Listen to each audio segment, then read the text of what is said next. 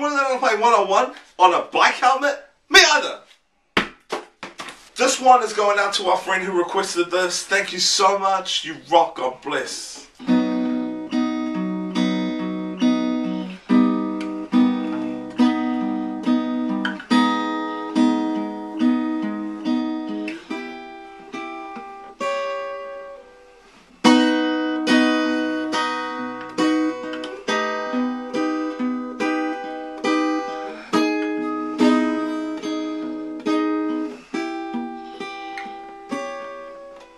Alright, so we are in the key of B major, guys, and these sub chords are going to be a little bit uncomfortable, I think, for beginners, but once you learn them, I think there's a couple of really cool progressions in there that you'll really benefit from learning. I'm going to play it in B, and then I'm going to show you how to play it as open chords if you're finding it too hard. Yeah, because I don't want you to miss out on such a beautiful song just because a couple of chords are a little tricky. So let's get started. Bar the 7th fret like so. Then we're going to put our middle finger down onto the 8th fret of our G.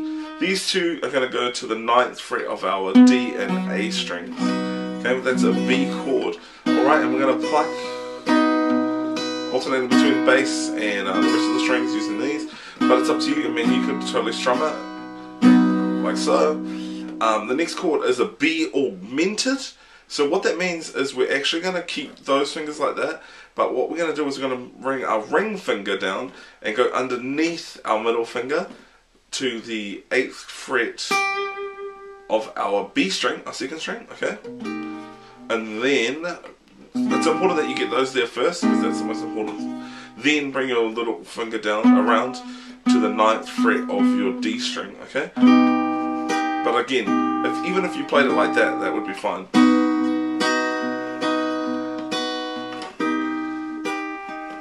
If you really got stuck and couldn't get the little finger happening. It's quite an awkward chord. I'll show you how to play it in a different position soon. The next one is, I think, is probably going to be a G sharp minor. So we're going to move that shape, the B shape, down to the 4th fret, but take off your middle finger, okay? G sharp minor. But I think in the 2nd verse, and I could be wrong, in the 2nd verse, this chord becomes an E major 7th as a replacement, because I hear this E bass. So I'm thinking it wouldn't be. So I think it's more likely it becomes an E major 7th. But you can decide which one you prefer the sound of. But for now, let's go with G minor, sharp minor 7th, or G sharp minor. Then it goes from the G sharp minor to quite simply an E minor. Okay, so that is barring the 7th fret again. Middle finger goes to the 8th fret of our B, and then these two are going to the 9th fret of, this time, the D and sorry, the G and D strings. Okay, and you can leave this open E bass. Alright, and that's how you're going to set it. We play that progression again. So we've got B, and we're going to go to the augmented, B augmented, then to the G sharp minor. Okay, and then E minor. Okay, and I think you could possibly go to the, what is that, an A sharp diminished 7th chord. So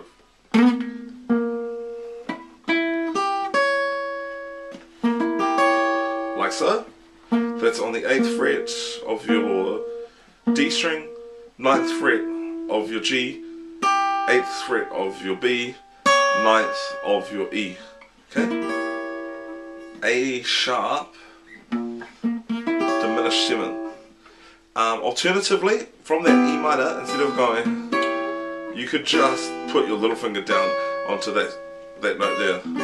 Okay, and it's going to give you a similar sort of sound, not the exact one, but if you're struggling with this shape. Alright, so that is the verse.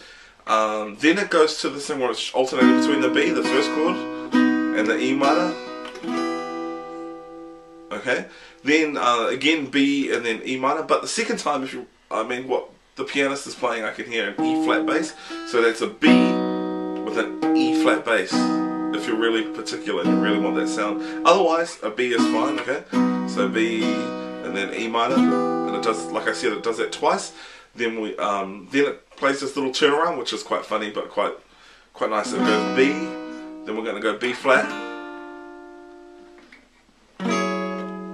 okay, which is an E chord with an F sharp bass. So again, that turnaround is B, move it down 1 fret. Okay, so B flat. Then what we're going to do is we're going to bar the 9th fret with our ring finger, like so, but only the 2nd, 3rd and 4th strings. Then we're going to bring our middle finger up here to play on the 9th fret of our A string, but the 1st finger is going to the 7th fret of the D string. Okay?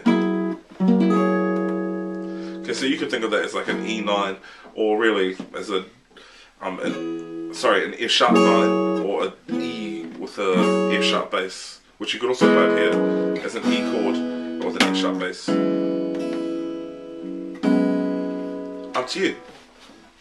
And that is the whole song. Now, like I said, I don't want you to miss out on the song if these chords are so hard. So here is the a key higher to make it a little bit easier. We're going to play a C chord, which you should know how to play. Then a C augmented. So what's changing here is that the G goes to a G sharp.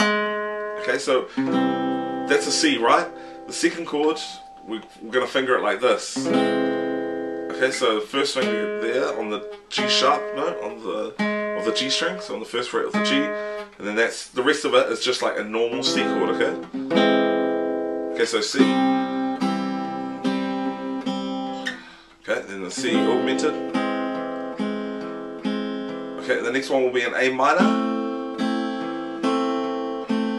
Okay, and then it'll be an F minor, which will be barring the 1st fret, and then an E minor above it. Okay, just like E minor, 1 fret higher with a bar. Okay, F minor.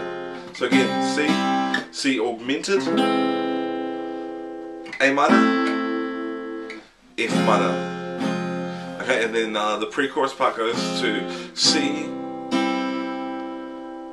F minor, okay, back to C, but that'd actually be a C with an E bass, so this is some people play C with an E bass, and then F minor.